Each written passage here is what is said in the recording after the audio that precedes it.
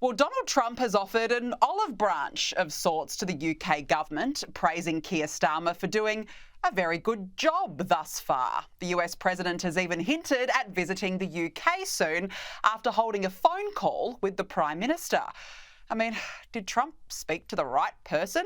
Joining me now is GB News host Darren Grimes. Darren, great to see you as always. Thanks for joining me. Look, it's all very pleasant. It's very diplomatic, isn't it? But, I wonder how that phone call went down if Keir Starmer apologised for his past attacks on Trump and for the comments of members of some of his cabinet, some of whom called Trump a racist degenerate.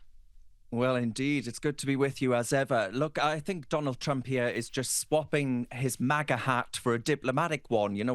At that juncture, it's probably a top hat, given how gentlemanly he was about someone that's been utterly beastly about him. But I do draw the line at praising Keir Starmer. I mean, Trump saying something nice about this particular leader is really quite astonishing indeed. This is a man who has trampled over everything Trump holds dear, whether that be freedom of expression, national sovereignty, national interest, the Chagos Islands military base shared between the British and the US, and frankly, Danica, as well, national patience. He certainly tested that once or twice. It's a bit like Jeremy Corbyn, the former Labour leader, hosting a garden party for the royal family. It's odd. It's weird. But look, this is plain and simple. This is Trump. This is flattery. This is charm. This is the occasional curveball. He likes to keep us all on our toes, and especially the international community. But for Keir, I think you're right to ask whether or not he stammered out an apology for all of those absolutely colourful comments that it's more colourful than one of those trans flags, that he and his troops hurled Trump's way over the years. I imagine it went a little something like this. Hello, Mr. President. Yes, indeed, we did call you a racist degenerate. No hard feelings, though, okay? And Trump, being Trump, probably just shrugged it off, right? And said, you're doing a great job, better than Sleepy Joe. Because, whilst Joe Biden was incompetent and failing, Keir Starmer is calculated and sinister. And I'll just end by saying, to hit that home, 64% of Brits now disapprove of Keir Starmer's government, right? That's the highest on record. It's astonishing stuff. No, it's astonishing, but there you go. You could be getting a visit from Donald Trump. Maybe he can come over and clean that UK Labor government up, Darren. You can take over, I hope. And take over. Goodness me. Put some order in that place. Now, look, more than 50 relatives of asylum seekers are being given permission to come to Britain every day. The number of family members of refugees granted visas to settle has more than trebled in a year. Darren, why is this happening? I mean, there's already a migrant crisis over there. Why are the doors wide open now for relatives as well? Yeah, I mean, look, this is clearly because Britain has endless room, right? We've got endless resource. We've got taxpayer cash to burn. I mean, forget the housing crisis, the Cumberland healthcare system. We've got the world's most expensive energy bills. But look, we've decided to roll out the welcome mat for every distant cousin, aunt, and uncle, twice removed, of asylum seekers that are already here, many of them that have arrived illegally. It's nothing short of national suicide, right? Especially when you look at the bigger picture. Just today, we found out from the Office of National Statistics that Britain's population is actually on track to hit 72.5 million by 2031. That's 3 times what Australia currently is, with far less room, obviously, than Australia as well. I mean, migration alone actually adds 5 million people in just 7 years. And that's not to mention the number of small boat migrants coming over as well that you guys managed to sort out with a little bit of national interest and, political will that is sorely lacking from all of our lot. Honestly, it wouldn't surprise me to find out they're on some kind of hormone replacement therapy that they like to talk about so much. Everything from birth rates, death rates, it's all irrelevant now because Westminster's obsession with mass migration. It's tearing apart the national fabric. Just today, I've reported on 3 asylum cases in which there have been knife attacks, stabbings, arrests, imprisonment. It's spiraling out of control and no one in the country wants it. So, I can't understand for the life of me why it's happening, other than this is the political class showing how very far removed they are from the people that they purport to serve. Well, you're right, and it can't go on like this, especially with those population statistics that you just listed out. I mean, where are you going to house all these people? People are under pressure as it is. It's just absolutely extraordinary. Now, Just Stop Oil activists, they're at it again. This time they have interrupted a West End performance of The Tempest in London. The two eco-zealots climbed on stage to unfurl an orange banner which said over 1.5 degrees is a global shipwreck. Have a look. Self upon thy wicked dam, come forth! As wicked to you as ere my mother brushed with raven's feather from unwholesome fen. I'll have to stop the show, ladies and gentlemen, sorry.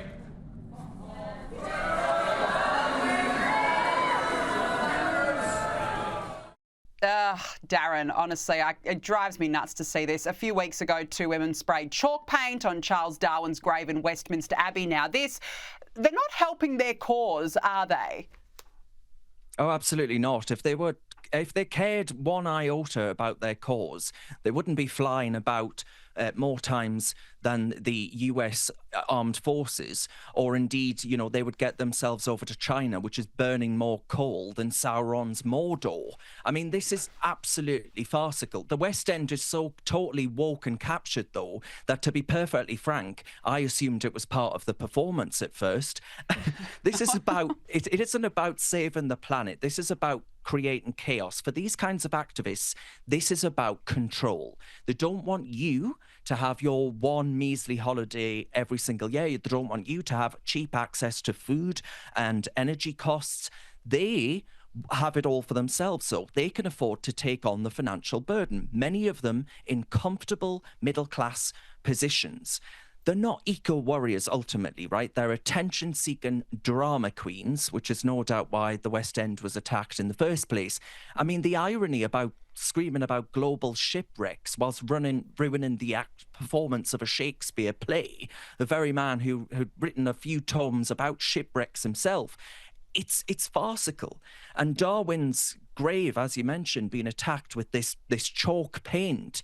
Brilliant idea, eh? These learned middle-class idiots, these privileged prats. This is a man that explained evolution. Well, evolution seems to have stopped pretty short for the families that have given birth to Just Stop Oil idiots. Newsflash, right? You don't further evolution and advancement of human ideas by killing off energy supply and actually showing that you're overgrown toddlers with arts and crafts supplies that look like something that's been done in middle school. They're absurd, and the sooner we laugh them all off as we are right now, the absolute better. Absolutely, or just lock them up, get rid of them. Seriously, you go to the theatre, Darren, to watch a play, not to be interrupted by absolute lunatics. It really drives me nuts. Now, look, I have to ask you about the Ginger and the Whinger, our favourite twosome, Harry and Meghan. And what a shocking few weeks they've had. Not only were their lives laid bare in that damning Vanity Fair article, they were called out for posing in pictures during the bushfire crisis in LA. Her Netflix series was delayed, and now Darren, her podcast. The podcast is set to be delayed as well. Bummer, I was looking forward to that one, as I'm sure you were too, Darren. Oh, look, I'd taken the time off work already. I'm absolutely gutted. I'm beside myself. Look, I'd been counting down the days until Meghan blessed us with those dulcet tones of hers talking about how hard life is for a jam-making millionaire duchess in Montecito. Look, it's been a rough few weeks for the Ginger, to be fair, though, hasn't it, right? The Vanity Fair spread laid them bare. The Netflix series is in limbo. Prince Harry accepted an undisclosed settlement sum in his apparent crusade against the press for privacy. And now, of course, Meghan's podcast being delayed. Oh, woe is me. I can't bear it. We need to start a GoFundMe or something, honestly. It's probably because, right, she's running out of people to throw under the bus that this podcast has been delayed because it's so painfully boring that they don't know what to put in it. It's a limited series when your entire personality is based around victimhood and victim narratives. And now, of course, we've got the former UK Home Secretary, Suella Braverman, and she's thrown a spanner in the works, hasn't she, by calling on President Trump to release some very important documents. Yes, well, actually, we have that. So, of course, he was allowed entry to the US in 2020, despite having admitted in Spare to taking cocaine, marijuana and psychedelic mushrooms. And you're right, this is what Suella Braverman had to say. Have a listen. I think there's a very strong case for President Trump to intervene and to direct the release and disclosure of these documents. The American people should have the right to know what's happened here. Darren, so she wants this to be investigated. Do you think he actually will be deported because he'll end up back in the UK?